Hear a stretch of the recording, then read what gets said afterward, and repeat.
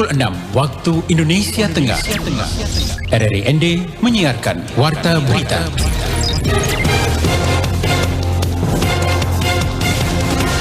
Selamat pagi saudara yang mendengarkan Warta Berita RRI ND edisi Kamis 27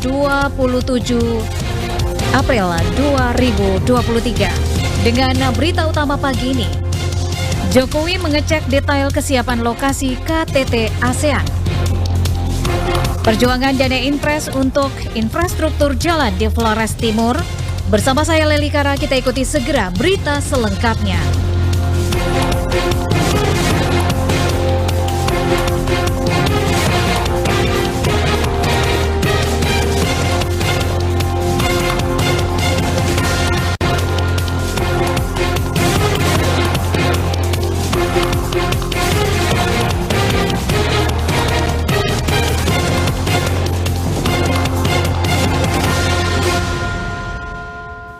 Pendengar, Presiden Jokowi melakukan pengecekan secara detail lokasi utama penyelenggaraan KTT ASEAN, yakni Hotel Merorah di Labuan Bajo, Manggarai Barat, Nusa Tenggara Timur. Laporan selengkapnya akan disampaikan Rosa Dalima. Bapak Presiden tadi melakukan pengecekan secara detail. Merorah merupakan lokasi utama pertemuan para kepala negara yang akan berlangsung selama 2 hari, 10 dan 11 Mei 2023 pada KTT ASEAN ke-42. Menteri Luar Negeri Retno Marsudi usai mendampingi Presiden Jokowi dalam keterangan persnya Selasa siang menjelaskan ada 8 pertemuan yang akan dilakukan. Masing-masing di hari pertama 5 pertemuan dipimpin langsung oleh Presiden Jokowi. Sementara di hari kedua ada 3 pertemuan, di mana 1 pertemuannya akan dipimpin oleh Perdana Menteri Malaysia, Dato' Seri Haji Anwar bin Ibrahim. Di hari pertama semua pertemuan akan dipimpin oleh Bapak Presiden, sementara di hari kedua 3 pertemuan, 2 diantaranya dipimpin oleh Bapak Presiden, sementara 1 pertemuan lainnya secara rotasi saat ini memang akan dipimpin oleh Perdana Menteri Malaysia. Selain pertemuan resmi selama 2 hari, kata Menteri Retno, juga akan ada pertemuan pribadi atau pertemuan terjadwal lainnya yang akan dilakukan oleh Presiden bersama para kepala negara. Presiden dan Ibu Negara juga berkesempatan melakukan pengecekan terakhir tempat pelaksanaan SPOS program atau program untuk pasangan kepala negara. Dan Bapak Presiden sudah memeriksa secara keseluruhan.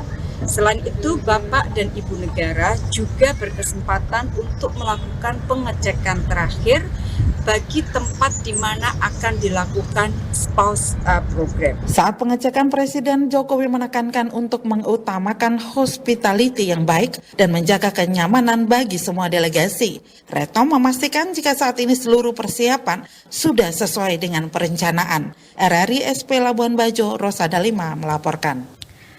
Perhatian dan dukungan terhadap pembangunan di Kabupaten Flores Timur kian gencar dilakukan melalui dana-dana Impres yang berfokus pada 3 pembangunan ruas jalan, yakni di Lembata, Adonara, dan juga Daratan Flores Timur.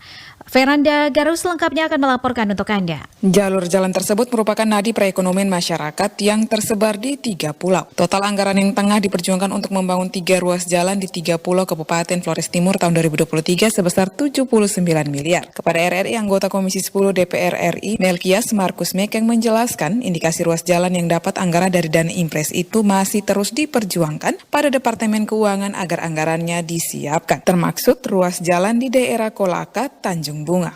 Nah, demikian pula di Lembata, itu juga sekarang sudah mulai membaik jalan-jalannya. Mudah-mudahan dengan sekarang tambahan Impres ini sekarang ini semakin membaik. Rakyat itu butuh infrastruktur yang bagus karena itu juga berdampak pada perekonomian dan juga kehidupan sosial. Karena kalau jalan yang jelek, selain biaya ekonominya jadi tinggi, kedua banyak resiko. Misalnya ibu-ibu mau melahirkan sering terkendala dengan kendaraan tidak ada yang mau jemput, akhirnya melahirkan di tengah jalan segala macam. Itu jeritan masyarakat yang kita terima pada saat kita lagi reses. Lanjut Melkias, dari ketiga ruas jalan tersebut saat ini dirinya hanya fokus pada 2 kabupaten, yakni Kabupaten Flores Timur dan Kabupaten Lembata. Masing-masing kabupaten rencananya akan mendapatkan dana sebesar 79 miliar rupiah. Dari total 780 km jalan di Flores Timur, 500 km diantaranya sudah tertata rapi, sementara sisanya sedang diperjuangkan. Memang pada APBN 2023 ini Presiden Jokowi memahami bahwa masih banyak jalan-jalan di kabupaten yang tidak bisa dibiayai dengan anggaran APBD. Dia memberikan satu program afirmasi dari pusat sebesar 32 triliun yang direbut oleh lebih dari 500 kabupaten. Menurutnya dilihat dari kondisi kemampuan keuangan daerah yang sangat terbatas dan ketergantungan akan fiskal pusat yang tinggi, maka perlu adanya terobosan-terobosan yang baru untuk memperjuangkan anggaran dari pusat agar membangun daerah lewat APBN. RRI ND, Veranda Garus melaporkan. Anda sedang mendengarkan Warta Berita Produksi RRI ND. Pendidikan untuk meningkatkan kesadaran masyarakat, khususnya para peternak dan juga petani yang akan melalu lintaskan hasil pertanian dan peternakan mereka, pihak karantina hewan dan tumbuhan Kabupaten Lembata terus melakukan sosialisasi.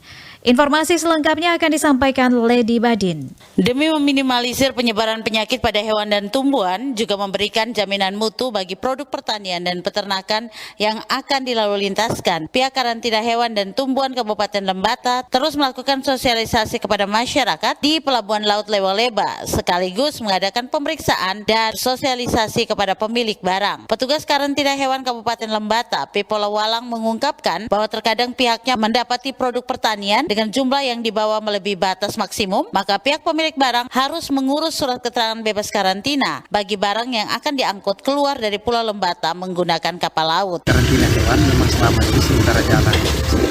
Tapi untuk karantina tumbuhan ini kebetulan mereka baru bergabung di Lembata.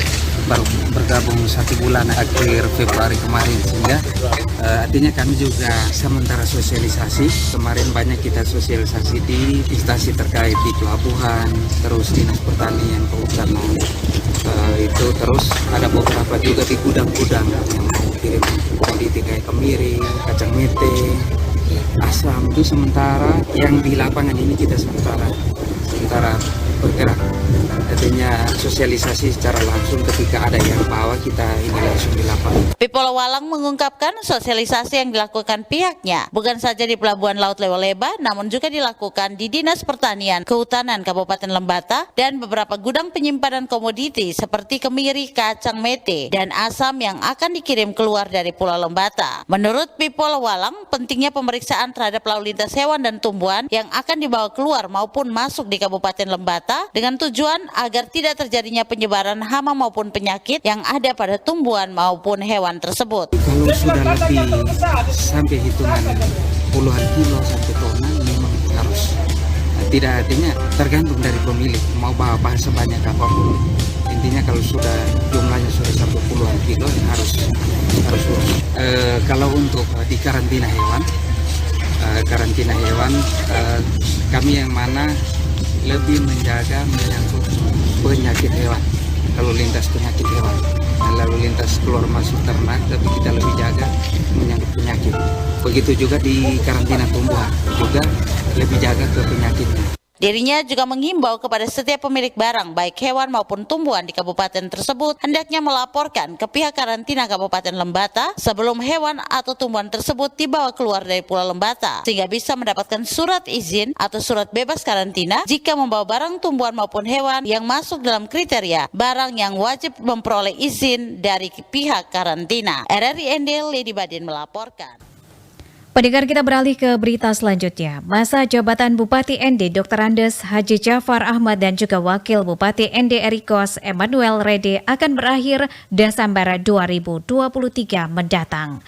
Informasi selengkapnya disampaikan Rofinus Wula. Hari Raya Idul Fitri 1 Syawal 1444 Hijriah adalah momen untuk pamitan Bupati dan Wakil Bupati ND kepada ribuan umat Muslim yang ikut melaksanakan sholat Idul Fitri 1 Syawal 1444 Hijriah. Pada kesempatan tersebut, Bupati Jafar bersama Wakil Bupati Erikos Emmanuel Rede menggunakan momen untuk pamit kepada masyarakat Kabupaten ND, khususnya umat Islam yang hadir karena masa jabatan atau kepemimpinan Bupati dan Wakil Bupati akan berakhir pada bulan Desember 2023. Tinggal 8 bulan 8 hari. Hal tersebut disampaikan Bupati Jafar Ahmad di hadapan ribuan umat muslim usai melaksanakan sholat Idul Fitri di lapangan Pancasila Ende pada Sabtu 22 April 2023. Bupati Jafar menyampaikan terima kasih untuk seluruh bentuk bantuan dan dukungan dari semua masyarakat selama memimpin Kabupaten Ende. Bupati Jafar mengakui kerja belum usai, masih banyak program yang belum terselesaikan, namun Bupati dan Wakil Bupati Ende akan terus bekerja menyelesaikan yang bisa diselesaikan di sisa masa jabatan. Masih banyak program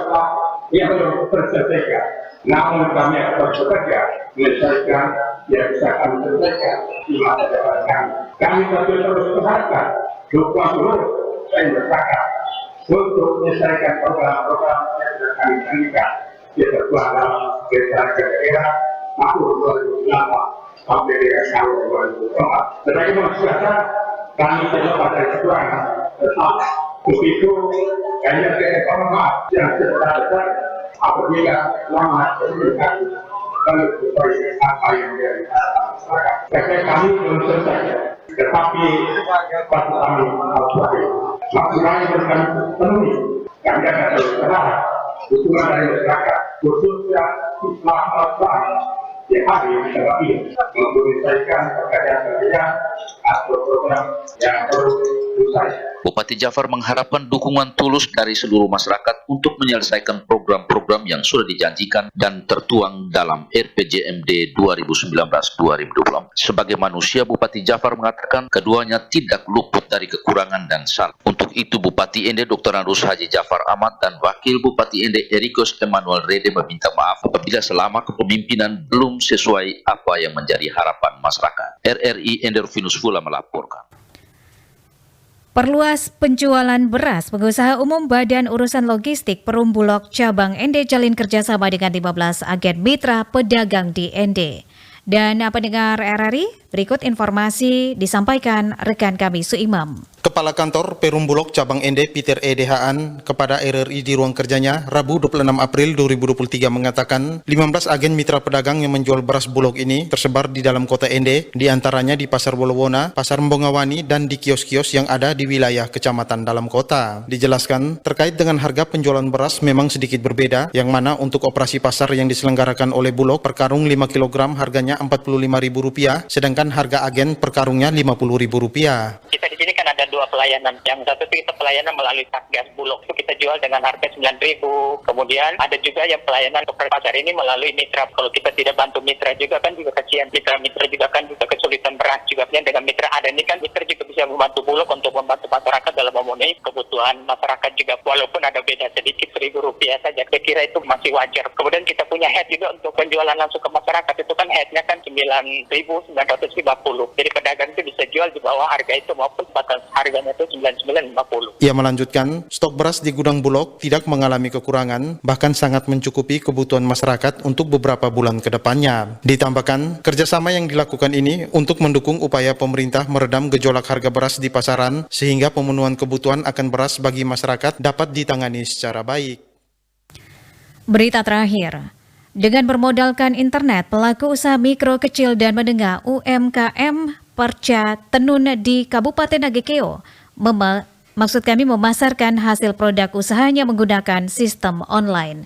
Selengkapnya Ferry Soom melaporkan.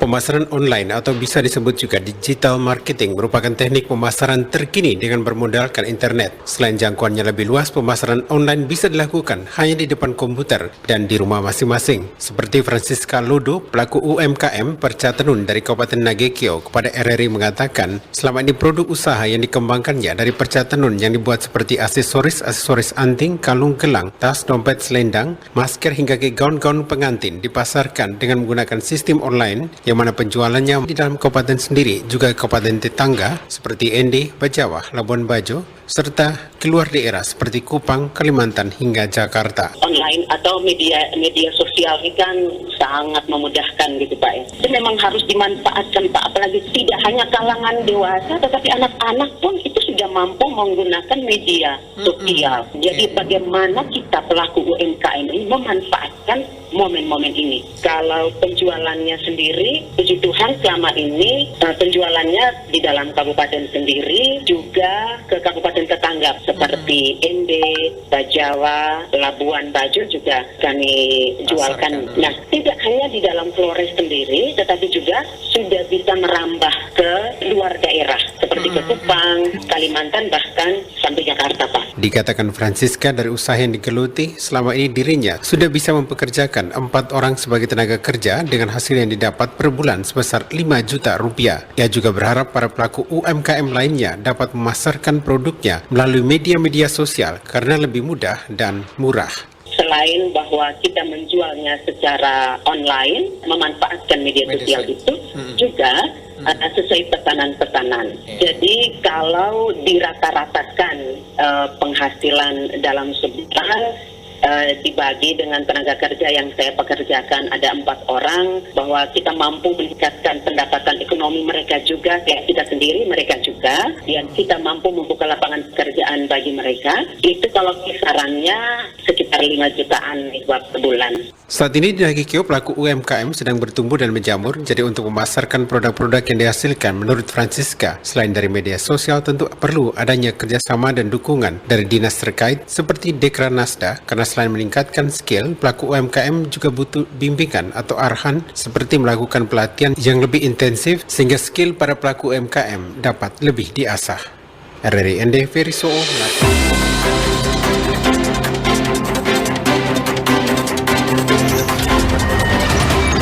Terima kasih Anda telah mendengarkan Warta Berita Produksi RRI ND.